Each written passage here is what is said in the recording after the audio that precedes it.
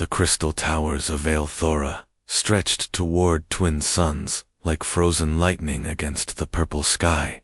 Kalen Starweaver knelt in the center of the training circle. As energy blades hummed around his body, the ancient weapons moved faster than thought, but his enhanced reflexes caught each one before it could touch his skin. Sweat ran down his pale elven features as he completed the 1,000 strikes drill. His muscles burned with exhaustion, but he pushed harder. The prophecy spoke of a final trial that would decide the fate of all civilized worlds.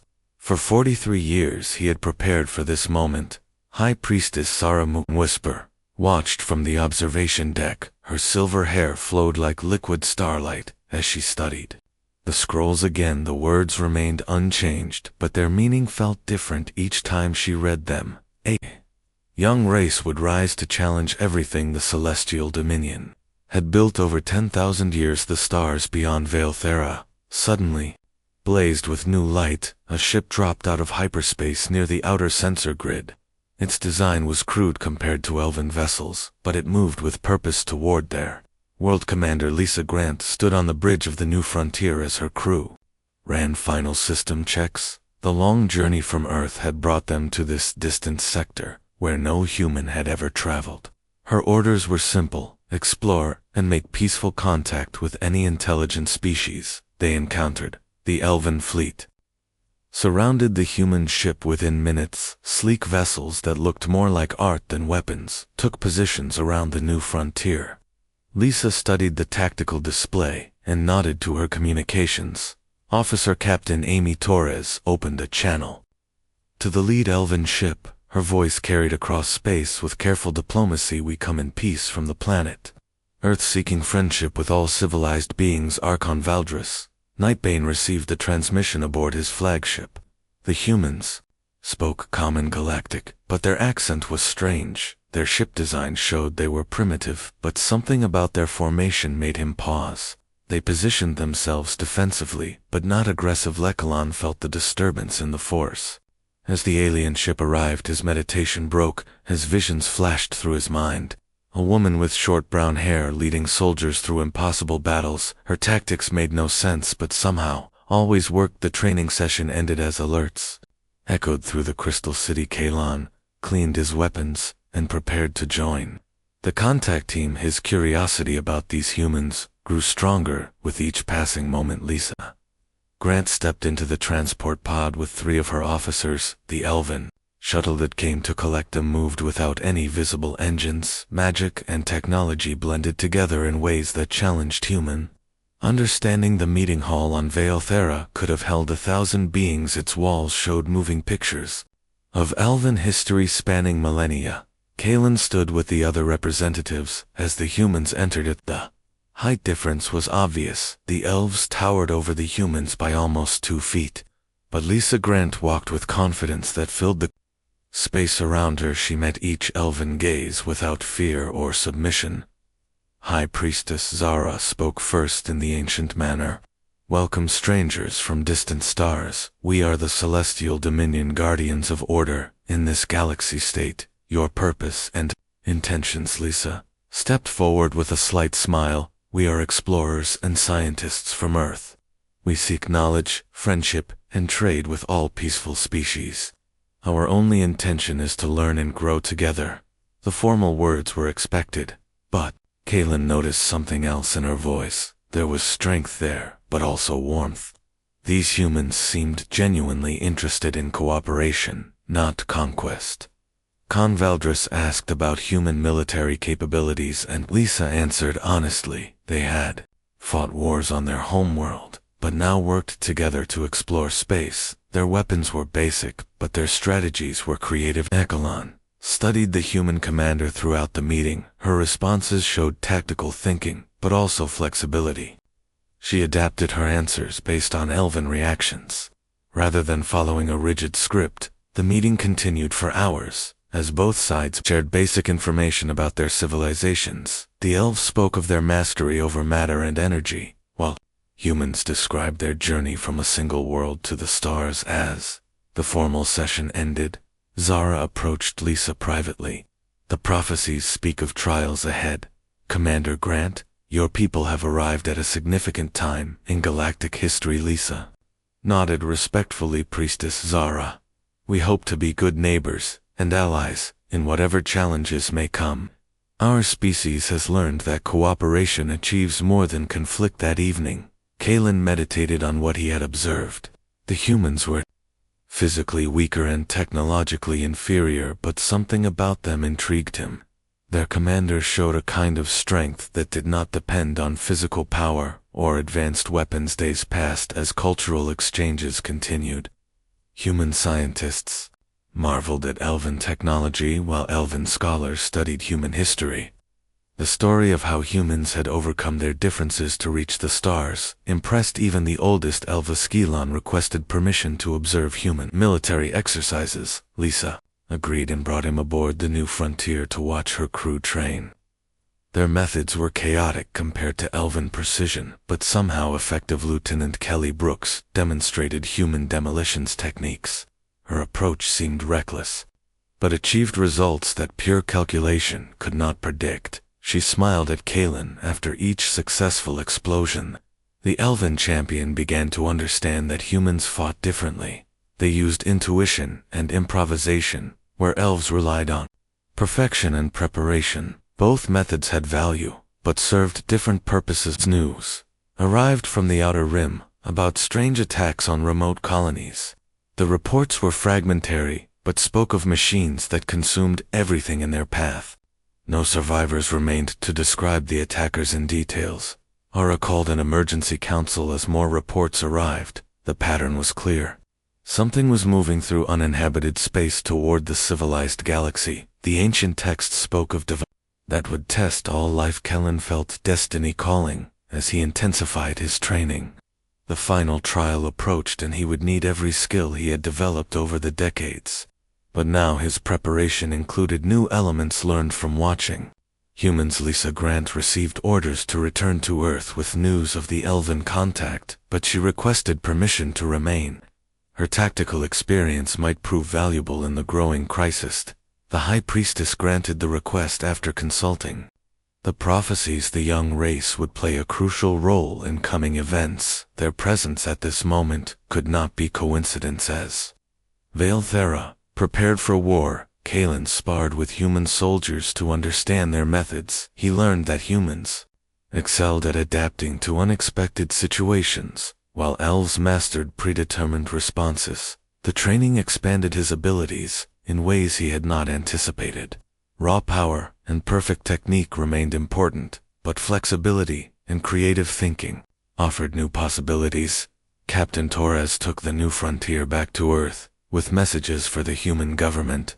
The first contact had succeeded beyond all expectations, but greater challenges lay ahead. Kalen stood on the crystal balcony as the human ship departed. His 4 decades of preparation had brought him to this point, but somehow he knew the real test had not yet begun. The prophecy remained unclear about the nature of the final trial, but Kalen now understood it would require more than individual strength. The humans had shown him that some battles could only be won through cooperation. High Priestess Zara joined him on the balcony as the stars brightened in the darkening sky.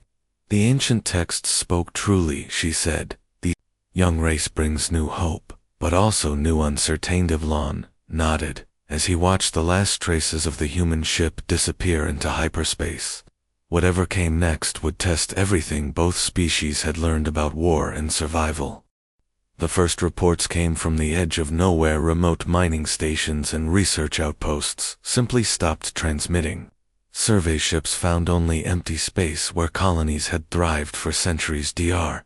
Helen Martinez studied the scanner readings from her laboratory aboard the research vessel Discovery. The energy signatures made no sense, according to known physics.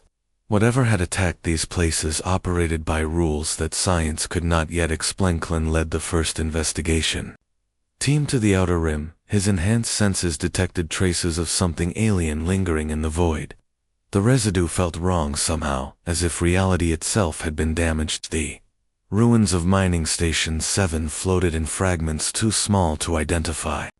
Most debris showed signs of being converted into something else entirely. Organic matter had become metallic structures that pulsed with unknown energy. Lieutenant Kelly Brooks worked with the Elven team to analyze the wreckage. Her demolitions training helped identify how the station had been destroyed, but the process defied conventional understanding. The attackers had not simply blown up the station. They had somehow changed its fundamental nature, turning living beings and metal structures into components of something larger. Kalen found himself impressed by how quickly the human specialist adapted to working with Elven technology. Kelly treated the advanced sensors like familiar tools, even though she had never seen them before. More attacks followed across the galaxy, each one leaving the same impossible aftermath. Entire worlds stripped of life and matter, converted into structures that served no apparent purpose. High Priestess Zara Ku consulted the oldest prophecies as reports multiplied. The ancient texts spoke of devourers from the void between galaxies who would test all living things. These were not mere raiders or conquerors. Dr. Martinez made the breakthrough while studying debris from 3 different attack sites. The converted matter showed traces of original biological patterns, as if living beings had been transformed into machines. The discovery sent shockwaves through the scientific community. These attackers were not using weapons to destroy, they were converting life itself into tools for further destruction. Klon received new orders to lead a strike force against the next predicted target. The mining world of Kepler Prime had a population of 50,000 beings from 6 different species. The Elven fleet arrived 3 days before the attack began. Their advanced sensors detected the approaching enemy, while it was still light years away. The Devourer ships moved through space like living things. Commander Lisa Grant had returned from Earth with a small human task force. Her government wanted to study these new threats and offer assistance to their Elven allies. Human ships were primitive compared to Elven vessels, but their crews showed remarkable adaptability. When the first Devourer scout appeared, they immediately began developing countermeasures. The enemy scout ship looked like it had grown, rather than been built. Its hull pulsed with organic rhythms, while mechanical appendages extended toward the planet. Belokilon led the attack on the scout vessel. His team of Elven warriors moved with perfect coordination, while human support ships provided covering fire. The battle was unlike anything in his experience. The Devourer ship adapted to each attack, learning from every weapon used against it. What worked once became useless within minutes. Skelly Brooks solved the immediate problem by rigging an explosion that made no tactical sense. Her improvised mine detonated inside the enemy ship, using a chain reaction that should have been impossible. The scout ship died, but not before transmitting data to the main Devourer fleet. The enemy now knew about both Elven and human capabilities, which would make the next battle harder. Martinez worked frantically to decode the scout ship remains. Her analysis revealed that the Devourers were not originally machines. They had once been living beings from some distant galaxy. The transformation process was ancient beyond measure. These creatures had been converted millions of years ago by something that sought to spread across all possible worlds. Skellen studied the human tactical reports during the brief respite between battles. Their methods still seemed chaotic, but achieved results that pure logic could not predict. Grant coordinated the evacuation of Kepler Prime while preparing defensive positions. Her planning showed the same flexibility that characterized all human military thinking. The main Devourer fleet arrived like a plague of metal locusts. Hundreds of ships that had grown rather than been built descended toward the planet with obvious hunger. The Elven fleet met them in high orbit, using weapons that could shatter mountains. The initial assault destroyed dozens of enemy vessels, but more kept coming from the outer system. Human ships darted between the larger Elven vessels, providing support and rescue operations. Their smaller size let them move where the massive Elven dreadnoughts could not. Gokalon found himself fighting alongside Lieutenant Kelly Brooks as boarding actions erupted across multiple ships. Her improvisational skills saved his life. When conventional tactics failed, the Devourers learned from each engagement, adapting faster than anyone had anticipated. Weapons that worked in the first hour became useless by the third. As the enemy evolved, Dr. Martinez discovered the key weakness while analyzing captured Devourer technology. The conversion process required time and proximity to organic matter without interference. The revelation changed everything about the battle strategy. Instead of trying to destroy the enemy ships, the Allied forces began disrupting their conversion processes. Sergeant Maria Collins led a human strike team into the heart of the Devourer flagship. Her mission was to plant charges that would prevent the ship from converting captured matter. The assault team fought through corridors that shifted and changed as they advanced. The ship was trying to convert them while they moved toward their target. Kellen accompanied the human team, despite objections from his own command structure. He needed to understand how humans fought in impossible circumstances. Maria Collins moved through the enemy ship like she belonged there. Her decisions seemed random, but always led the team closer to their objective. The conversion chamber was a nightmare of organic machinery and transformed beings. The Devourers had turned their victims into components of their ship systems. Sally Brooks rigged explosives throughout the chamber while Maria held off the defending creatures. Their teamwork was seamless. Despite having trained together for only days, the charges detonated just as the Devourer ship began converting the captured colonists from Kepler Prime. The explosion disrupted the process and freed thousands of partially transformed binge. Galen watched in amazement as the human soldiers continued fighting even when victory seemed impossible. Their determination impressed him more than any display of advanced technology. The battle for Kepler Prime lasted 6 days before the Devourer fleet finally withdrew. They had failed to complete their conversion of the planet, but had learned much about their enemies. Dr. Martinez spent weeks analyzing the aftermath while Kalen studied recordings of human tactical decisions. The two approaches to understanding began to merge in unexpected ways. The Devourers had been damaged but not destroyed. They would return with adaptations designed to counter everything used against them. The next battle would be even harder. High Priestess Sarah called a war council as reports arrived from across the galaxy. The enemy was probing defenses everywhere, looking for weaknesses to exploit. Clint found himself thinking more like the humans he had observed. Rigid planning still had value, but flexibility might prove more important in the coming war. Lisa Grant proposed joint training exercises between human and elven forces. Her idea was to combine elven precision with human adaptability into something new. The proposal faced resistance from traditionalists in both species, but practical commanders saw the wisdom.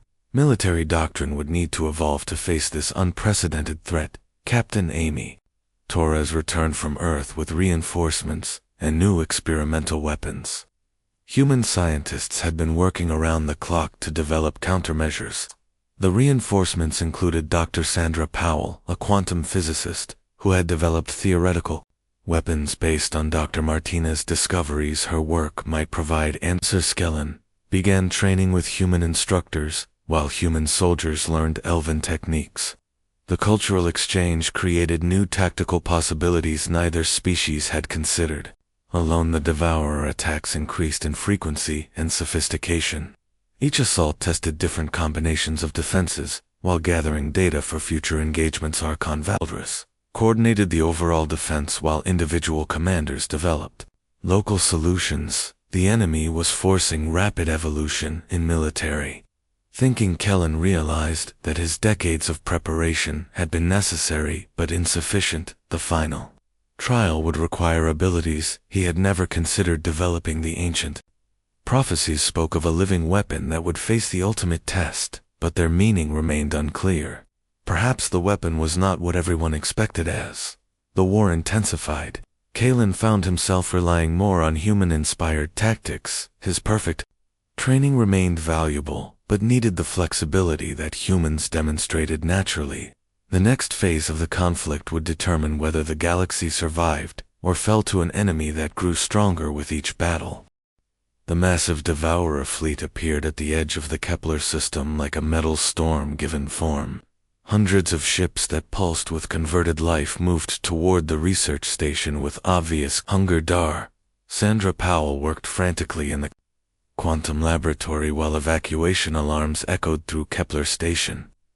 Her theoretical weapons might work, but testing them required time. They did not have a Kalan arrived with an elven strike force, expecting to find either corpses or fleeing civilians instead. He discovered that most humans had refused to evacuate despite facing certain death. Commander Lisa Grant coordinated the defense from the station command center. Her tactical display showed the approaching enemy fleet overwhelming any possible resistance the Devourer ships had learned from previous battles.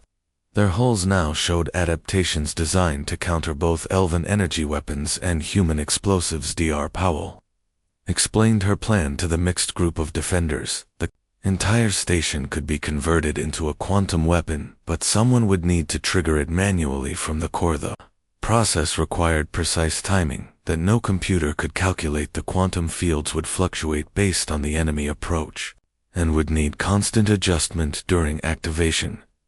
Colin volunteered immediately, believing his enhanced elven physiology gave him the best chance of surviving the quantum exposure long enough to complete the sequence. Dr. Powell shook her head gently while checking her calculations. The triggering mechanism required human intuition for split-second decisions that pure logic could not predict. Sergeant Maria Collins stepped forward with a calm smile on her weathered face. She had studied the quantum weapon specifications and understood what the mission required. The sergeant explained that human pattern recognition worked differently than elven analysis.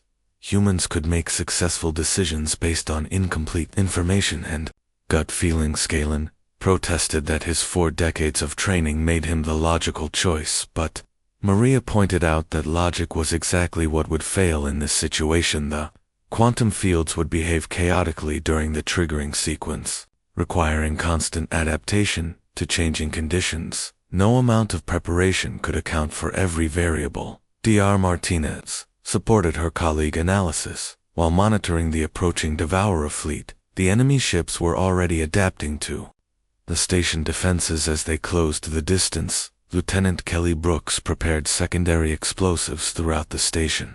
Her charges would buy precious seconds during the quantum weapon activation. The evacuation ships departed, carrying most of the station personnel, but 30 humans remained behind to ensure the weapon fired. Proper Lycolin watched in confusion as the humans made their final preparations. They showed no fear despite facing certain death, and even joked among themselves. Collins checked her equipment one last time before heading toward the quantum core. Her movements were relaxed, as if she was going for a routine maintenance walk. Dr. Powell opened the communication channel to the fleeing evacuation ships, so they would know when the weapon activated. The quantum explosion would be visible across several star systems. The Devourer fleet entered weapon range and began their conversion assault. Tendrils of energy reached toward the station, while the defending ships fought a desperate holding action. Keelan led the defense of the outer sections, buying time for the quantum weapon preparation. His elven warriors fought with perfect coordination against the boarding parties. The Devourers adapted to each tactic, within minutes forcing constant changes in defensive strategy. The enemy learned faster than conventional military doctrine could. Counter Kelly Brooks detonated her charges in carefully timed sequences, creating chaos in the Devourer ranks. Her explosions served no logical purpose, but somehow disrupted enemy coordination. Maria Collins reached the quantum core as the station shook under heavy assault. The conversion beams were trying to transform the station's structure around her. The quantum field generator hummed with dangerous energy, while diagnostic displays showed fluctuating power levels. The timing would have to be perfect, or the weapon would fail. Dr. Powell guided the sergeant through the activation sequence while monitoring enemy movement patterns. The Devourer ships were positioning themselves for maximum conversion efficiency. The quantum fields began building toward critical resonance, while the station defenses crumbled around them. Enemy boarding parties had reached the intersection. Scalen fought his way toward the quantum core, hoping to assist with the final activation, but Maria waved him away through the reinforced observation window. The sergeant began the final sequence as Devourer creatures poured into the chamber. Their conversion beams struck her body, but she continued working despite the obvious pain. The Quantum resonance reached the critical threshold, while enemy energy flowed through the station systems. Maria made the last adjustment with hands that were already changing. She looked up at the observation window and smiled at Kalen before pressing the final activation control. The quantum weapon engaged with a sound like reality tearing. The explosion began at the station core and expanded. Faster than light itself, the Devourer fleet found itself caught in a quantum cascade that prevented their adaptation. Kalen watched through the reinforced window as Maria Collins vanished in a burst of pure energy. Her sacrifice had created a weapon that the enemy could not counter. The quantum explosion consumed the entire Devourer fleet, while leaving the evacuation ships untouched. The weapon had somehow distinguished between friend and enemy. Dr. Powell. Analysis of the battle showed that the quantum fields had responded to human pattern recognition in ways that pure calculation could never achieve. The victory came at a terrible cost, but had demonstrated something crucial about human nature. Their willingness to sacrifice themselves created possibilities that no other species had considered. Kalen spent weeks studying recordings of the battle, trying to understand what he had witnessed. The humans had not simply died for their cause, they had weaponized their own sacrifice. High Priestess Zara met with the Elven champion to discuss the implications of what they had learned. The ancient prophecies took on new meaning in light of human behavior. The Devourers had been forced to retreat, but they would return with adaptations designed to counter quantum weapons. The next battle would require even greater creativity. Commander Lisa Grant received reports from across the galaxy about similar human sacrifices at other battlefronts. Her species was earning a reputation for impossible. Victoria Schoolin realized that his 4 decades of perfect preparation had taught him to fight like a weapon, but humans actually became weapons through their choices. The distinction was subtle but crucial. A trained weapon followed programming, while a living weapon created new possibilities through conscious decision-making. Dar Martinez continued studying Devourer technology, while developing new theories about the nature of consciousness and free will. The enemy represented pure logic, without creativity.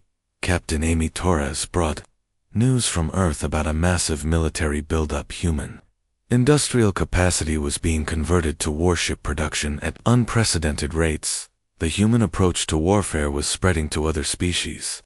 As word of their victories reached distant worlds, traditional military thinking was evolving rapidly. Archon Valdris requested joint training programs between Elven and human forces. His officers needed to learn the improvisational skills that humans demonstrated. Naturally, Keelan found himself questioning everything he had been taught about combat and preparation.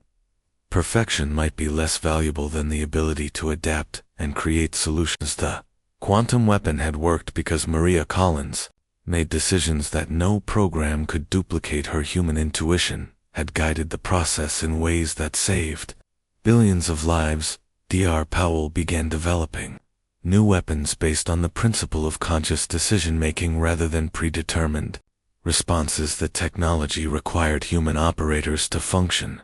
The Devourer threat remained, but the galaxy now had hope where none had existed before. Human creativity was proving to be a weapon that the enemy could not analyze or resumed his training with new understanding of what strength truly meant. His enhanced abilities remained important, but flexibility and adaptability were equally valuable. The prophecies spoke of a final trial that would test the ultimate weapon, but Kalen now suspected the weapon might not be what anyone expected. Lieutenant Kelly Brooks survived the battle at Kepler Station and continued developing her unconventional explosive techniques. Her methods inspired tactical innovations across the fleet. The war was far from over, but the nature of the conflict had changed fundamentally. The Devourers faced an enemy that could not be predicted or countered through pure logic. Sergeant Maria Collins became a symbol of human determination. Throughout the galaxy, her sacrifice had shown that ordinary beings could accomplish extraordinary things through conscious choice. Kalen stood in the ruins of Kepler Station weeks after the battle, contemplating the nature of heroism and sacrifice. His understanding of strength had evolved beyond recognition. The final trial approached, but he now knew it would require more than individual excellence. The true test would demand the kind of creative sacrifice that only conscious beings could make. The nexus point blazed with the combined light of 1,000 hyperspace routes as fleets from across the galaxy converged for the final battle.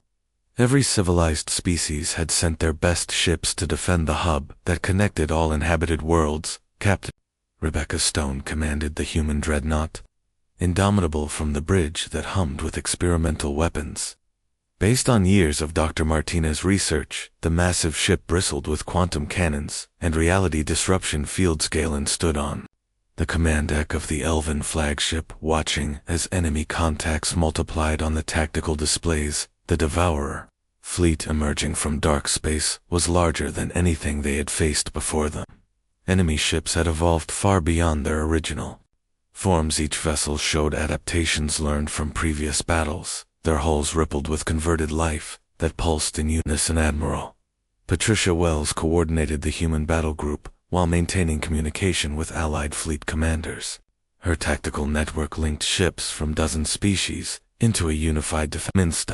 Devourers approached in perfect formation that spoke of hive mind coordination.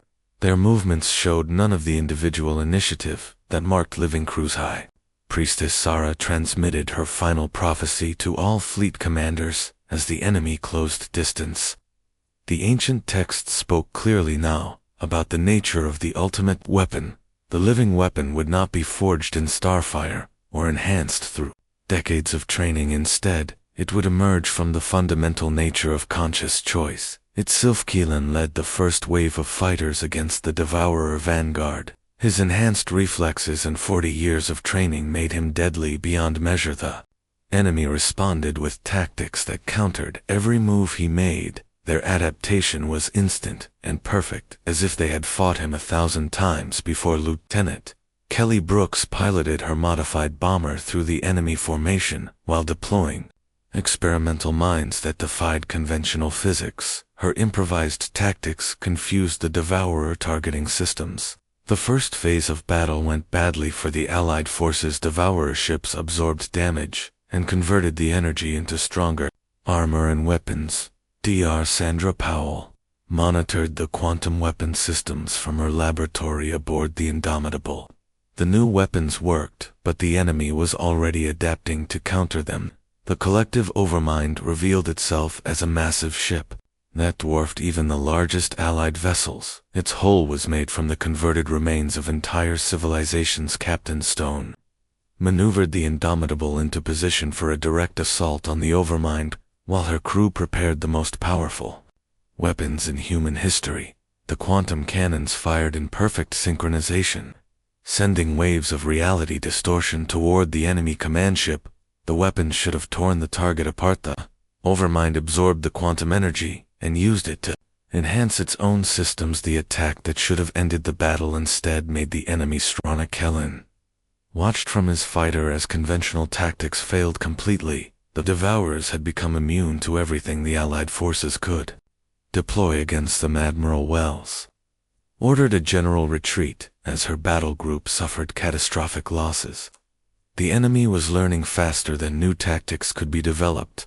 The retreat became a rout as Devourer ships pursued the fleeing Allied vessels. Their conversion beams reached across impossible distances to claim new victims. Kellen found himself trapped between enemy squadrons as his fighter was damaged beyond repair. His 4 decades of preparation had brought him to this moment of failure. The escape pod ejected just as his fighter exploded in a ball of plasma. The small craft drifted helplessly toward the Devourer command ship.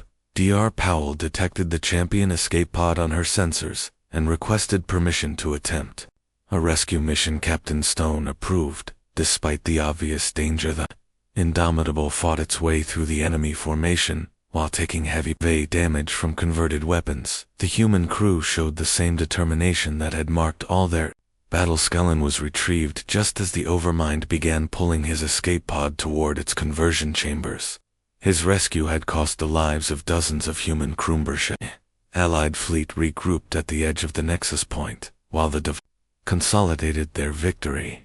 The enemy now controlled the hub that connected all galactic civilizations. High Priestess, Zara, transmitted the final interpretation of the prophecies to all surviving commanders. The living weapon could not be created through training or enhancement. The ultimate weapon already existed within the nature of conscious beings themselves. It was the ability to make unpredictable choices based on incomplete information. Shanklin realized that his perfect preparation had made him predictable to an enemy that learned from every encounter. His enhanced abilities were useless against adaptive opposition. Commander Lisa Grant emerged from the chaos aboard a damaged transport ship. Her small task force had survived by refusing to follow conventional tactical doctrine. She requested permission to attempt an infiltration of the Overmind, while the enemy was distracted by consolidation efforts. The mission had no logical chance of success. Captain Stone approved the mission despite objections from her tactical staff. The situation was desperate enough to try anything that might disrupt enemy operations. Lisa selected a small team of volunteers, including Lieutenant Kelly Brooks and Dr. Martinez. The group would use a captured Devourer shuttle to approach the command ship. Kellen insisted on joining the mission, despite his recent rescue from certain death. His combat experience might prove valuable during the infiltration. The team studied the Overmind structure while preparing for what would probably be a suicide mission. The enemy ship was protected by shields that adapted to any attack. Dr. Martinez discovered that the shields required constant adjustment to maintain their effectiveness. A disruption at the right moment might create a brief vulnerability. The captured shuttle approached the Overmind while broadcasting Devourer identification codes. The enemy ship accepted their approach without suspicion. Lisa guided the team through corridors that pulsed with converted life, while avoiding the roving security patrols. The ship interior defied normal architectural principles. Kelly Brooks planted charges at strategic locations, while the team moved toward the central command chamber. Her explosives were designed to disrupt rather than destroy. The collective Overmind waited in a chamber that contained the converted consciousness of billions of beings. Their individual voices had been merged into a single intelligentsia. Prepared for the battle he had trained 40 years to fight. His weapons were perfectly maintained, and his skills honed to absolute perfection. The Overmind began its analysis of the intruders, scanning their biological patterns and tactical capabilities. The enemy could predict their every move based on past experience. Dr.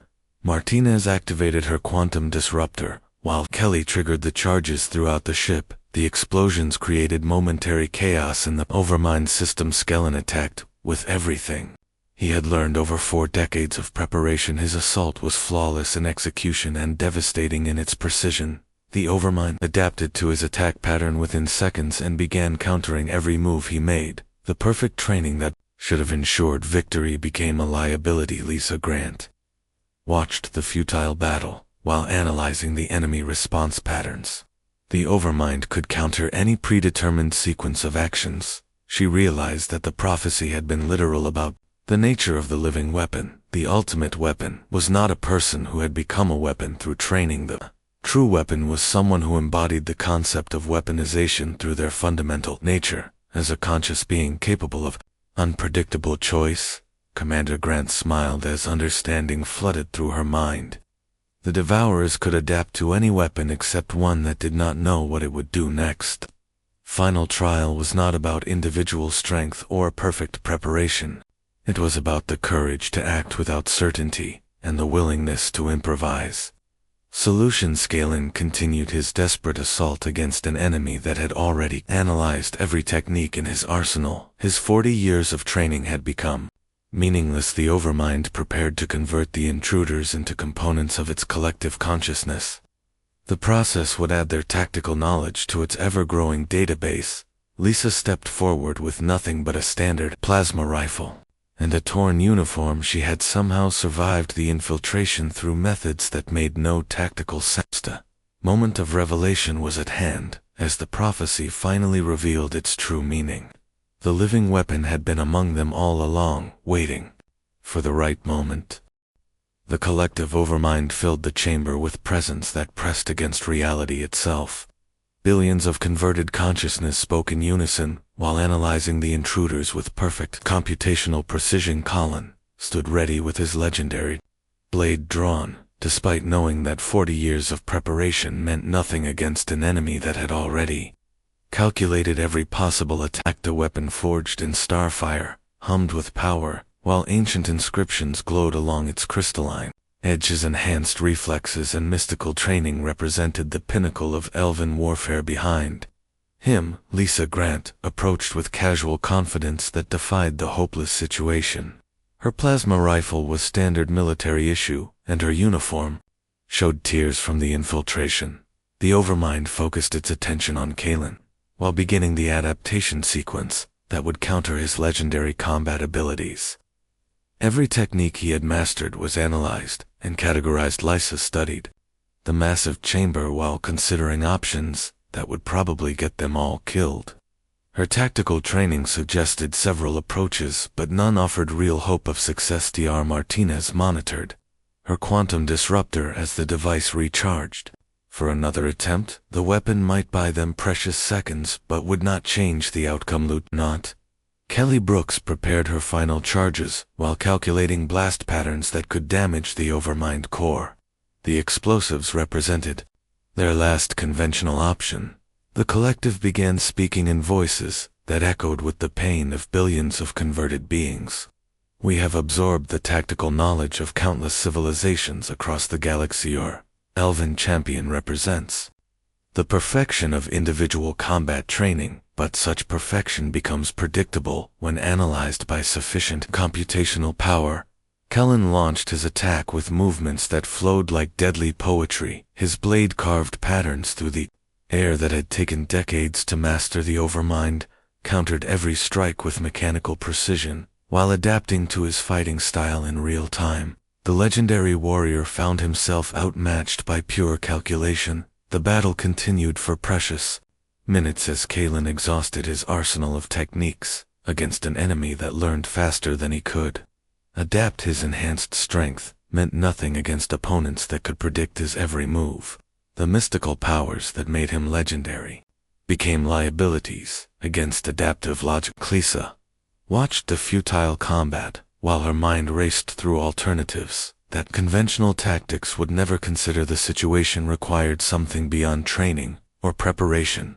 The overmind spoke again as it continued analyzing Kalen movements. Your species excels at predetermined responses to known situations but lacks the flexibility to handle true adaptation. We have encountered similar warriors across the galaxy and added their knowledge to our collective understanding. Perfect training creates perfect predictability.